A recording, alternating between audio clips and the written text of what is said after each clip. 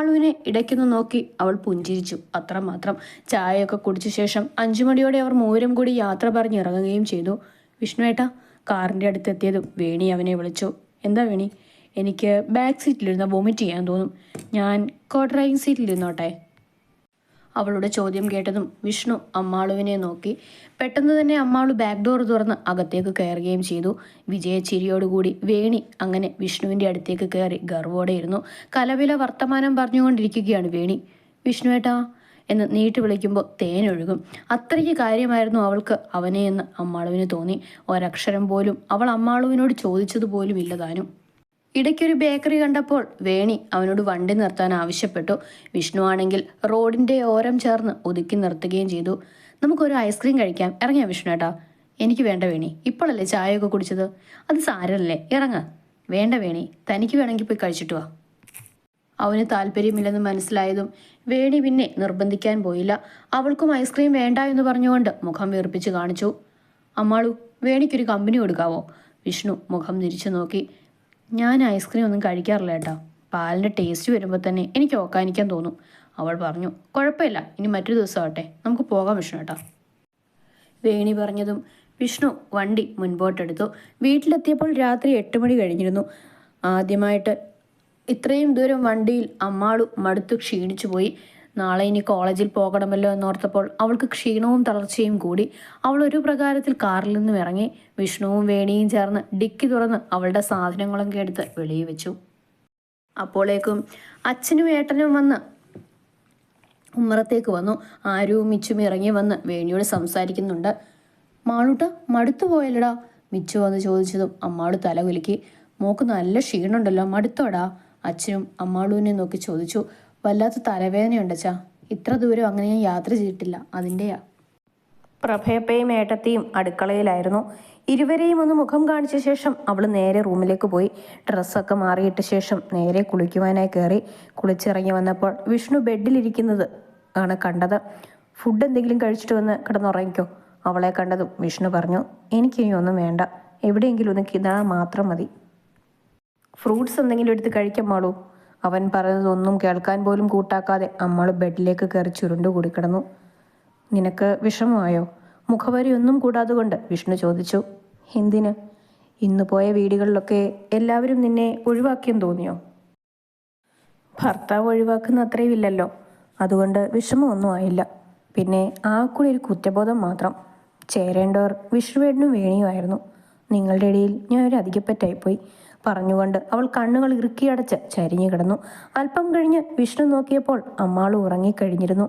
അവൻ പതിയെ എഴുന്നേറ്റ് വാഷ്റൂമിലേക്ക് പോയി. തണുത്ത വെള്ളത്തിൽ നന്നായി ഒന്ന് കുളിച്ചു തോർത്തിയപ്പോൾ വല്ലാത്ത ആശ്വാസം തോന്നി. താഴേക്കിറങ്ങി ചെന്നപ്പോൾ ഭക്ഷണമൊക്കെ എടുത്ത് അമ്മയും ഏട്ടത്തെയും മേശമേൽ നിരത്തി വെക്കുന്നുണ്ട്. വേണിയും പിള്ളേരുമൊക്കെ ചേർന്ന് ഉറക്കെ സംസാരിക്കുന്നത് കേൾക്കാം. അമ്മാളുവിടെ? മുകളിലേക്ക് നോക്കിക്കൊണ്ട് അമ്മ ചോദിച്ചു. അവൾ ഉറങ്ങി. ഒന്നും കഴിക്കാതെയോ? വിശപ്പില്ലെന്ന്, ഭയങ്കര ക്ഷീണവും. പാവം, അവൾ മടുത്തു പോയിരുന്നു. ഒന്നുകൂടെ വിളിച്ചു നോക്കിക്കാൻ മോനെ, ഏട്ടത്തി പറഞ്ഞു. ഞാൻ പറഞ്ഞു നോക്കിയത് ഏട്ടത്തി, അവൾക്ക് വേണ്ടെന്ന് പറഞ്ഞ് കിടന്നുറങ്ങി. അപ്പോഴേക്കും എല്ലാവരും കഴിക്കാനായി വന്നിരുന്നു. അമ്മാളുവിനെ അച്ഛനും ഏട്ടനുമൊക്കെ തിരക്കുന്നത് കേട്ടപ്പോൾ വേണിക്ക് വിറഞ്ഞു കയറി. ആരും കാണാതെ അവൾ പല്ലി ഞെരിച്ചുകൊണ്ടിരുന്നു. ഒരുപാട് യാത്രയൊന്നും ചെയ്തിട്ടില്ലല്ലോന്നേ, അതാണ് ഇത്രയും ക്ഷീണം. പ്രഭ മീരയും വിഷ്ണുവിനെയും നോക്കി പറഞ്ഞു. ഒറ്റ ദിവസം കൊണ്ട് ആള് പകുതിയായി പോയ പോലെ അല്ലേ അമ്മേ? മീരയും പറയുകയാണ്. ഇത്രമാത്രം എല്ലാവർക്കും അവളോട് സ്നേഹം തോന്നാനും മാത്രം എന്താണ് കാര്യം? ഓർത്തുകൊണ്ടിരുന്ന് വേണി ഭക്ഷണം കഴിച്ചു. വിഷ്ണു തിരികെ റൂമിലേക്ക് വന്നപ്പോൾ അമ്മാള് സുഖമായി ഉറങ്ങുകയാണ്. ഇനി പനിയോ മറ്റോ ഉണ്ടോ ആവോ? അവൻ തൻ്റെ കൈപ്പത്തിയെടുത്ത് അമ്മാളുവിൻ്റെ നെറ്റിമേൽ വെച്ച് നോക്കി. കുഴപ്പമൊന്നുമില്ല, യാത്രാക്ഷണം കൊണ്ടാവും. അമ്മാളുവിൻ്റെ അരികിലായി വിഷ്ണുവും വന്ന് കടന്നു. സ്വന്തം ഭർത്താവ് ഒഴിവാക്കുന്ന അത്രയും ഇല്ലല്ലോ, അതുകൊണ്ട് വിഷമമൊന്നും ആയില്ല. പിന്നെ ആകെക്കൂടി ഒരു കുറ്റബോധം മാത്രം. ചേരേണ്ടവർ വിഷ്ണുവേട്ടനും വേണിയുമായിരുന്നു. നിങ്ങളുടെ ഇടയിൽ ഞാൻ ഒരു അധികപ്പറ്റായിപ്പോയി.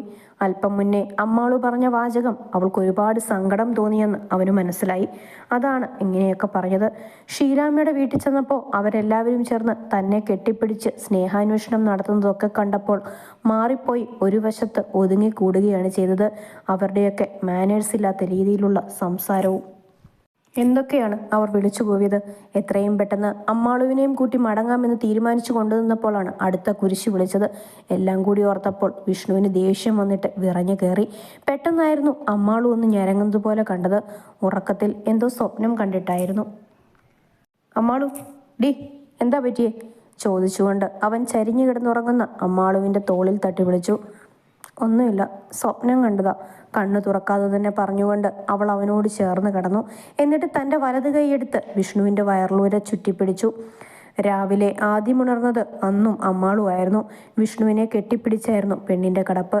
വലത് കാലും കൈയും അവൻ്റെ ദേഹത്താണ്. അയ്യേ പെടഞ്ഞുകൊണ്ട് അവൾ ചാടി എഴുന്നേറ്റു. ശേ, നാണക്കേടായല്ലോ. താൻ ഇങ്ങനെയാണോ കിടന്നത്? വിഷ്ണുവിനെ എന്ത് വിചാരിച്ചു കാണും? മുടി മുഴുവൻ വാരിക്കെട്ടി ഉച്ചിയിലേക്ക് ഉറപ്പിച്ചുകൊണ്ട് അവൾ വിഷ്ണുവിനെ നോക്കി. എൻ്റെ കൃഷ്ണ, ഇതൊരു കഷ്ടമായിപ്പോയി. ഛേ, അമ്മാളുവിന് ആകെ പരവേശം പോലെയായി. വിഷ്ണുവേട്ടനുടനു മുമ്പ് എഴുന്നേറ്റ് പോവാം. അവൾ പെട്ടെന്ന് തന്നെ ബെഡിൻ്റെ ഇങ്ങേ തലക്കിലൂടെ ഊർന്നിറങ്ങി. എന്നിട്ട് വേഗം തന്നെ വാഷ്റൂമിലേക്ക് പോയി. കുളിച്ചു ഫ്രഷായി ഇറങ്ങി വന്നപ്പോൾ കണ്ടു ബെഡിൽ എഴുന്നേറ്റിരിക്കുന്നവനെ. അമ്മാളും അവനെയൊന്നും നോക്കുക പോലും ചെയ്യാതെ ഡ്രസ്സിംഗ് റൂമിലേക്ക് പോയി. ഒരു നുള്ളു സിന്ദൂരം എടുത്ത് നെറുകയിലിട്ട ശേഷം പെട്ടെന്ന് തന്നെ റൂമിൽ നിന്നും ഇറങ്ങിപ്പോയിരുന്നു. മീരേട്ടത്തിയും അമ്മയും പതിവ് പോലെ അടുക്കള ജോലികളിലാണ്. Good morning. അമ്മാളുവിൻ്റെ ശബ്ദം കേട്ടതും ഇരുവരും തിരിഞ്ഞു നോക്കി. ആ, ചുന്ദരിക്കുട്ടിയുടെ ക്ഷീണമൊക്കെ മാറിയോ? മീര വാത്സല്യത്തോട് ചോദിച്ചു. ഓക്കെ ആയി ഏട്ടത്തമ്മേ, ഇന്നലെ മടുത്ത അവശതയായിപ്പോയി. കിടന്നൊരൊറ്റ ഉറക്കമായിരുന്നു. നന്നായിട്ടൊന്ന് കിടന്നുറങ്ങിക്കഴിഞ്ഞാൽ തന്നെ പകുതി ക്ഷീണം മാറും. വിഷ്ണുവിനുണർന്നു മോളെ? എഴുന്നേറ്റു. എനിക്ക് വല്ലാതെ വിശക്കുന്നു, എന്തെങ്കിലും കഴിക്കാൻ തരുമോ? വയറും തിരുമിക്കൊണ്ട് ഉറക്ക പറയുന്നവളെ നോക്കി മീര ചിരിച്ചു. കാലത്തെ ഇടിയപ്പമായിരുന്നു. ഒരു തട്ടുണ്ടാക്കിയെടുത്ത് ഹോട്ട് ബോക്സിൽ വെച്ചിട്ടുണ്ട്. അതിൽ നിന്നും 2 എണ്ണം എടുത്തു. അല്പം പഞ്ചസാരയും കൂട്ടിയിട്ട് പ്രഭയെ അവൾക്ക് കൊടുത്തു. ഒപ്പം ഒരു ഗ്ലാസ് ചായയും. ആരോടും ഒരക്ഷരം പോലും പറയാതെ കൊണ്ട് അമ്മാളുവാണെങ്കിൽ പെട്ടെന്ന് തന്നെ അതെല്ലാം കഴിച്ചു തീർത്തു. ഇനിയും വേണോ മോളെ? 2 എണ്ണം കൂടി. വിശപ്പ് മാറുന്നില്ലപ്പേ. അവളുടെ പറച്ചിൽ കേട്ടതും പ്രഭ ചിരിച്ചുകൊണ്ട് 2-3 ഇടിയപ്പം കൂടി എടുത്തു കൊടുത്തു. അതും കൂടി കഴിച്ചു കഴിഞ്ഞാണ് അമ്മാളുവിന് ആശ്വാസമായത്. ഇന്നലെ രാത്രി ഒന്നും കഴിക്കാതെ കിടന്നിട്ടല്ലേ? വിഷ്ണുട്ടൻ വിളിച്ചതല്ലായിരുന്നു മോളെ? പ്രഭ വന്ന് അവളുടെ അരികിലായി ഒരു കസേരയിട്ട് അതിലിരുന്നു. കണ്ണു പോലും തുറക്കാൻ മേലാത്ത വിധം ക്ഷീണമായിരുന്നു അപ്പേ. തലയൊക്കെ വെട്ടിപ്പിളർന്നു പോകുമായിരുന്നു. ഒരു പ്രകാരത്തിലാണ് ഇവിടെ എത്തിപ്പെട്ടത്. പോട്ടെ, സാരമില്ല. അതിരിക്കട്ടെ, അവിടെ ചെന്നിട്ട് എങ്ങനെയുണ്ടായിരുന്നു മോളെ? ഷീലാമ്മയൊക്കെ കാര്യമായിരുന്നോ? ഓ ഇല്ലെന്നേ, 2 ആളും കൂടി എന്തൊക്കെയോ പറയുന്നുണ്ടായിരുന്നു. 2 ആളോ? അതാരാ? ജാനകിയമ്മയും വന്നിരുന്നു. എന്നിട്ടാ മോളെ? ജാതകദോഷം കാരണമാണ് എനിക്ക് ഈ തറവാട്ടിലെ മരുമകളാവാൻ പറ്റിയത് എന്നും, ഇല്ലെങ്കിൽ വേണിയെ മാത്രമേ വിഷ്ണുവേട്ടൻ വിവാഹം കഴിക്കുകയുള്ളായിരുന്നു എന്നും, ഒരുപാട് നല്ല കുടുംബത്തിലെ ആലോചന വന്നതായിരുന്നു എന്നും അങ്ങനെ അങ്ങ് തുടങ്ങി. പ്രഭയും മീരയും അവളുടെ പറച്ചിൽ കേട്ടുകൊണ്ട് അരികിൽ നിൽപ്പുണ്ട്. 2 ആൾക്കും നല്ല ദേഷ്യമായിരുന്നു. വിഷ്ണു കേട്ടില്ലിതൊന്നും? ഇല്ലപ്പേ, ഏട്ടൻ പുറത്തെവിടെയായിരുന്നു. ഞാനൊന്ന് അച്ഛനോട് പറയട്ടെ. വിരുന്നിന് വിളിച്ചു വരുത്തിയിട്ട് ഇതുപോലെ വേണ്ടാത്ത വർത്താനം പറയുന്നോ? അപ്പം ഇനി ആരോടും പറയാനൊന്നും നിൽക്കണ്ട. ഞാൻ ഇനി അങ്ങോട്ട് പോകുന്ന പോലും ഇല്ലല്ലോ. എന്നാലും ഇതങ്ങനെ വിടാൻ പറ്റില്ല മോളെ. ജാനകി ചേച്ചിക്ക് എന്തും പറയാനുള്ള അഹങ്കാരമാണ്. ഇതിപ്പം തന്നെ തീർത്തില്ലെങ്കിൽ ഇനിയും ഇതുപോലെയൊക്കെ വിളിച്ചു പറയും. പ്രഭയ്ക്ക് ദേഷ്യം വന്നു. അമ്മ ചെന്നിട്ട് അച്ഛനെ കൊണ്ട് അവരെ വിളിപ്പിക്കുക. എന്നിട്ട് 4 വർത്താനം പറയിക്കുക. അങ്ങനെ വിട്ടാലും പറ്റില്ലല്ലോ. മീരയും അമ്മയെ പിന്തുണച്ചു. ഇവരെ കൊണ്ട് ആരും ഒന്നും പറയണ്ട. അവർക്കുള്ള മറുപടിയൊക്കെ കൊടുത്തിട്ടാണ് ഞാൻ വന്നത്. ഇനി ഇവിടെ നിന്ന് ആരും ചീത്ത വിളിക്കേണ്ട കേട്ടോ പറഞ്ഞുകൊണ്ട് അമ്മാളു വാതിൽക്കലെത്തിയതും കണ്ടു എല്ലാം കേട്ടുകൊണ്ട് നിൽക്കുന്ന വിഷ്ണുവിനെ. അമ്മാളു ഒരക്ഷരം പോലും പറഞ്ഞില്ല എന്നുള്ളത് അവന് വ്യക്തമായി അറിയാമായിരുന്നു. അവനെ കണ്ടതും അമ്മാളു ഒന്ന് ഇളിച്ചു കാണിച്ചു. എന്നിട്ട് വേഗം ഓടി മുകളിലെ മുറിയിലേക്ക് പോയി. അമ്മാളുവിനെ എല്ലാവരും ചേർന്ന് അപമാനിച്ചെന്നും ആ കുട്ടിയെ ഇങ്ങനെ വിഷമിപ്പിക്കാൻ വേണ്ടിയാണോ കൂടെ കൊണ്ടുപോയത് എന്നുമൊക്കെ ചോദിച്ചുകൊണ്ട് പ്രഭ വന്നിട്ട് ബ്രേക്ക്ഫാസ്റ്റ് കഴിച്ചുകൊണ്ടിരുന്ന വിഷ്ണുവിനെ കുറേയേറെ വഴക്ക് പറഞ്ഞു. മറുപടിയായി ഒന്നും തന്നെ പറയാനില്ലാഞ്ഞതുകൊണ്ട് അവൻ മറുത്തൊരക്ഷരം പോലും പറഞ്ഞില്ല. ഇനി മേലെ എൻ്റെ കുട്ടി ഒരിടത്തേക്കും അയക്കില്ല. അവളൊരു പാവമാണെന്ന് കരുതി ഒരുപാട് അങ്ങനെ നെകളിക്കുകയാണ് എല്ലാവരും ചേർന്ന്. വിവാഹ ദിവസം മുതൽക്കേ തരം കിട്ടുമ്പോഴൊക്കെ എൻ്റെ അമ്മാളുവിനെ കുത്തുവാക്കുകൾ പറഞ്ഞ് വേദനിപ്പിക്കുന്നതാണ്. 2 ദിവസം കഴിഞ്ഞ് എല്ലാവരും പോകുമല്ലോ എന്ന് കരുതിയാണ് അന്ന് ഞാനൊരക്ഷരം പോലും മറുത്തു പറയാഞ്ഞത്. ഇനി ഇതിങ്ങനെ വിട്ടാൽ പറ്റില്ല. അമർഷം കൊണ്ട് പിന്നെയും അതും ഇതും എല്ലാം വിളിച്ചു പറയുകയാണ് പ്രഭ. പെട്ടെന്ന് 2 ഇടിയപ്പം എടുത്ത് കഴിച്ച ശേഷം വിഷ്ണു റൂമിലേക്ക് കയറിപ്പോയി. അമ്മാളു വേഷമൊക്കെ മാറി റെഡിയായി ബെഡിലിരിപ്പുണ്ട്. എന്നിട്ട് ഏതോ ബുക്ക് എടുത്ത് വായിക്കുകയാണ്. താൻ പഠിപ്പിക്കുന്ന സബ്ജക്റ്റ് തന്നെയാണതെന്ന് അവൻ വന്ന് നോക്കിയപ്പോൾ കണ്ടു. ഇന്ന് ക്ലാസ് ടെസ്റ്റ് പറഞ്ഞിട്ടുണ്ട്, അതാണ് ഓടിച്ചിട്ട് വായിച്ചു പഠിക്കുന്നത്. വിഷ്ണുവിനെ കണ്ടതും പെട്ടെന്ന് ബുക്സ് അടച്ച് ബാഗിലേക്ക് തിരികെ. എന്നിട്ട് വേഗം എഴുന്നേറ്റ് പോയി ഒന്നുകൂടെ ഒന്ന് മിനിങ്ങി ഒരുങ്ങുന്നത് കണ്ടു. അന്നും കൃത്യസമയത്ത് തന്നെ വിഷ്ണു കോളേജിലേക്ക് പോകാനായി റെഡിയായി ഇറങ്ങി വന്നു. അപ്പോഴേക്കും കണ്ടു അച്ഛനോട് സംസാരിച്ചു കൊണ്ട് നിൽക്കുന്ന വേണിയെ. തിരിച്ചെങ്ങനെയാ വരുന്നത്? ഡ്യൂട്ടി എത്ര മണി വരെ കാണുമെന്ന് അറിയാമോ മോക്ക്? എന്തായാലും ഞാനും കൂടി ചെല്ലട്ടെ അങ്കിൾ. ഡീറ്റെയിൽ ആയിട്ട് എനിക്ക് അത്രയ്ക്കൊന്നും അറിയില്ല. വിഷ്ണുവിനെ വിളിച്ചാൽ മതി കേട്ടോ. അഥവാ ആ നേരത്തെ എന്തെങ്കിലും അസൗകര്യം ഉണ്ടെങ്കിൽ ഞാൻ ഡ്രൈവറെ അയച്ചോളാം. Okay uncle. അവൾ തലകുലുക്കി സമ്മതിച്ചു. അമ്മാളും വിഷ്ണുവും അടുത്തേക്ക് വന്നതും വേണി ഇരുവരെയും നോക്കിയൊന്ന് പുഞ്ചിരിച്ചു. ബ്രേക്ക്ഫാസ്റ്റ് കഴിച്ചോ വേണി? കഴിച്ചു വിഷ്ണു ഏട്ടാ, ഞാൻ റെഡി ആയതാണ്, ഇനി ഇറങ്ങിയാൽ മതി. ഓക്കെ, എന്നാൽ പിന്നെ നേരം കളയാതെ ഇറങ്ങാം. താൻ ഇന്ന് ആദ്യമായിട്ട് ഹോസ്പിറ്റലിൽ പോകുന്നതല്ലേ? അത് ശരിയാണ് കേട്ടോ മോളെ, ഒരുപാട് വൈകാതെ ഇറങ്ങിക്കോളൂ. സിദ്ധുവേട്ടനാണ്. ഓഫീസിൽ പോകുവാനേ ഇറങ്ങി വന്നതാണ്. പിന്നാലെ കുട്ടികളുമുണ്ട്.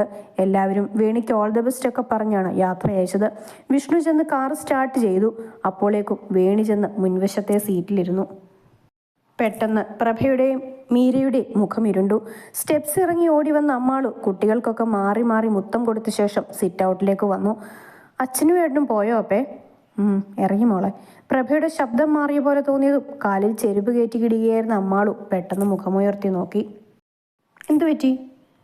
അപ്പയ്ക്ക് പെട്ടെന്നൊരു വിഷമം പോലെ അമ്മാള് ചോദിച്ചു. ഒന്നുമില്ല, വേഗം ചെല്ലു മോളെ, നേരം വൈകി. അപ്പോഴേക്കും വിഷ്ണു വണ്ടിയുടെ ഹോൺ മുഴക്കിയത് അവൾ കേട്ടു. മിടിക്ക് കുട്ടിയായിട്ടിരുന്നോണം കേട്ടോ, ഞാൻ പോയിട്ട് പെട്ടെന്ന് വന്നോളാം പറഞ്ഞുകൊണ്ട് അവൾ അവരുടെ കവിളിൽ മുത്തം കൊടുത്തു. മീരേട്ടത്തി വിളിച്ചുകൊണ്ട് പെട്ടെന്ന് തന്നെ അമ്മയുടെ അരികിലായി നിന്ന മീരയ്ക്കും ഉമ്മ കൊടുത്തു. കാറിൻ്റെ അടുത്തേക്ക് ഓടി വന്ന് മുൻസീറ്റിൽ കയറാൻ തുടങ്ങിയപ്പോഴാണ് കണ്ടത് അവിടെ ഇരിക്കുന്ന വേണിയെ. പെട്ടെന്ന് തന്നെ അവൾ പിറകിലേക്ക് കയറിയിരുന്ന് ഡോറടച്ചു. പോകാം മോളു. വിഷ്ണു പെട്ടെന്നൊന്ന് മുഖം തിരിച്ചു നോക്കിക്കൊണ്ട് ചോദിച്ചതും അവൾ തല കുലുക്കി കാണിച്ചു. അപ്പോഴേക്കും ആ പാവത്തിൻ്റെ മിഴികളൊക്കെ നിറഞ്ഞു വന്നിരുന്നു. യാത്രയിലുടനീളം വേണി ഓരോരോ വലിയ വലിയ കാര്യങ്ങളൊക്കെ പറയുന്നുണ്ട്. പാതി മുക്കിയും മൂളിയും ഒക്കെയാണ് വിഷ്ണുവിൻ്റെ മറുപടി. കൂടുതലായിട്ടൊന്നും സംസാരിക്കാൻ അവൻ തയ്യാറായില്ല. ഇടയ്ക്കൊക്കെ അവൻ മുഖം തിരിച്ച് അമ്മാളുവിനെ നോക്കുന്നുമുണ്ട്. പക്ഷേ പുറത്തേക്ക് നോക്കിയിരിക്കുകയാണ് അവൾ. ഇനി ഒരുപാട് ടൈം എടുക്കുമോ വിഷ്ണുവേട്ട അവിടെ എത്താൻ? കുറച്ചു നേരം പിന്നിട്ട ശേഷം വേണി ചോദിച്ചു. ഇല്ല വേണി, 5 മിനിറ്റ് മതി അവൻ പറഞ്ഞു. അപ്പോഴേക്കും വേണിയുടെ ഫോണിലേക്ക് ആരോ വിളിച്ചു. അവൾ ചിരിച്ചു കുഴഞ്ഞ് എന്തൊക്കെയോ സംസാരിക്കുന്നുണ്ട്. കന്നഡ ഭാഷയിലാണെന്ന് അമ്മാളുവിന് തോന്നി. അപ്പോഴേക്കും ഹോസ്പിറ്റലിൽ എത്തിയിരുന്നു.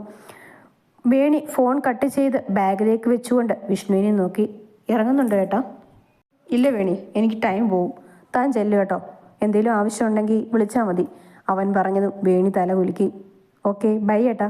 വിഷ്ണുവിനോട് യാത്ര പറഞ്ഞുകൊണ്ട് അവൻ്റെ കവിളിലൊരു ഉമ്മയും കൂടി കൊടുത്ത ശേഷം വേണി കാറിൽ നിന്നും ഇറങ്ങി. അവളുടെ ആ പ്രവൃത്തി കണ്ട് വിഷ്ണു തരിച്ചിരുന്നു പോയി. ഒപ്പം അവൻ്റെ മുഖം വല്ലാതെ വലിഞ്ഞു മുറുകി. അമ്മാളു ഗ്ലാസ് താഴ്ത്തിയ ശേഷം വേണിയെ നോക്കി ഓൾ ദി ബെസ്റ്റ് ഒക്കെ വിഷ് ചെയ്തു. അത്ര താല്പര്യമില്ലായിരുന്നെങ്കിൽ പോലും അമ്മാളുവിനെ നോക്കി ഒന്ന് പുഞ്ചിരിച്ച ശേഷം വേണി ഗേറ്റ് കടന്ന് കയറിപ്പോയി. ഹോസ്പിറ്റലിൻ്റെ വാതിൽക്കൽ വേണിയെ ഇറക്കി വിട്ടിട്ട് വിഷ്ണു കോളേജ് റോഡിലേക്ക് തിരിഞ്ഞു. എന്നിട്ട് വണ്ടി ഒതുക്കി നിർത്തി. അമ്മാളു ഇവിടെ കയറിയിരിക്കുക. മുഖം തിരിച്ചു നോക്കിക്കൊണ്ട് അവൻ ആവശ്യപ്പെട്ടെങ്കിലും അമ്മാളു അത് കേൾക്കാത്ത മട്ടിലിരുന്നു. ഡി, നിനക്ക് കാത് കേട്ടൂടെ? തന്നെ ഒന്ന് നോക്കുക പോലും ചെയ്യാതെ ഇരിക്കുന്നവളെ കണ്ടതും അവന് ദേഷ്യം വന്നു. ഇങ്ങനെ പോയാൽ എല്ലാം കാണുകയും കേൾക്കുകയൊക്കെ ചെയ്യാതെ തുടരുന്നതാണ് നല്ലത്. അമ്മാളു പിറുപിറുത്തു. നീ എന്തെങ്കിലും പറഞ്ഞോ? അവൻ ശബ്ദമുയർത്തി. ഇനി മുതൽ ഞാൻ ബസ്സിന് കോളേജിലേക്ക് പോയിക്കോളാം, അതല്ലേ രണ്ടാൾക്ക് സൗകര്യം.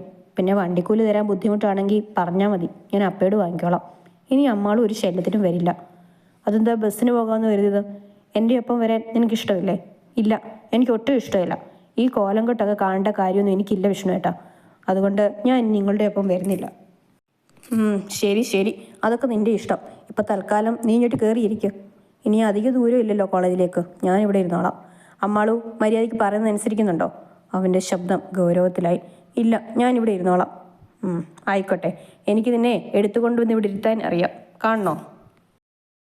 ചോദിച്ചുകൊണ്ട് അവൻ ഡോറ് തുറക്കാൻ ഭാവിച്ചതും അമ്മാള് പെട്ടെന്ന് തൻ്റെ വശത്തെ ഡോറ് തുറന്ന് മുൻവശത്തേക്ക് കയറിയിരുന്നു. അപ്പോഴേക്കും പാവത്തിൻ്റെ മിഴികൾ നിറഞ്ഞു തൂവിയിരുന്നു. ഞാനൊരു പാവമായിപ്പോയി, അതുകൊണ്ട് നിങ്ങൾക്കൊക്കെ എന്തു ആകാമല്ലോ അല്ലേ? ആജ്ഞാപിക്കുമ്പോൾ അനുസരിക്കാതെ എനിക്ക് വേറൊരു നിവൃത്തിയില്ല. അവൻ്റെ അടുത്തേക്ക് കയറിയിരുന്നു കൊണ്ട് അത് പറയുമ്പോൾ അമ്മാളുവിൻ്റെ മെഴികൾ. ഇന്ന് ഈ നിമിഷം മുതൽ എൻ്റെ കൂടെ എവിടെയെങ്കിലും യാത്ര ചെയ്യുകയാണെങ്കിൽ ഇവിടെ ഇരുന്നോണം, എൻ്റെ ഒപ്പം. അല്ലാതെ പിറകിലേക്ക് അങ്ങനെ പോയാലുണ്ടല്ലോ, വിവരം അറിയും നീ. കേട്ടോടി പറഞ്ഞത്? അവൻ അമ്മാളുവിനെ നോക്കി കലിപ്പിച്ചു പറഞ്ഞു. പെട്ടെന്ന് അവൾ കണ്ണീര് തുടച്ചുകൊണ്ട് അവനെ നോക്കി. ഏട്ടന് നേരത്തെയൊക്കെ അവളോടല്ലായിരുന്നു ഇഷ്ടം. കല്യാണം കഴിക്കാൻ വരെ ആഗ്രഹിച്ചിരുന്നിട്ട് അതാണ് ഞാൻ ഒഴിഞ്ഞു മാറി ബാക്കിലേക്ക് ഇറങ്ങിയിരുന്നത്. ശബ്ദം ഇടറിപ്പോകുകയാണ് അവൾ പോലും അറിയാതെ കൊണ്ട്.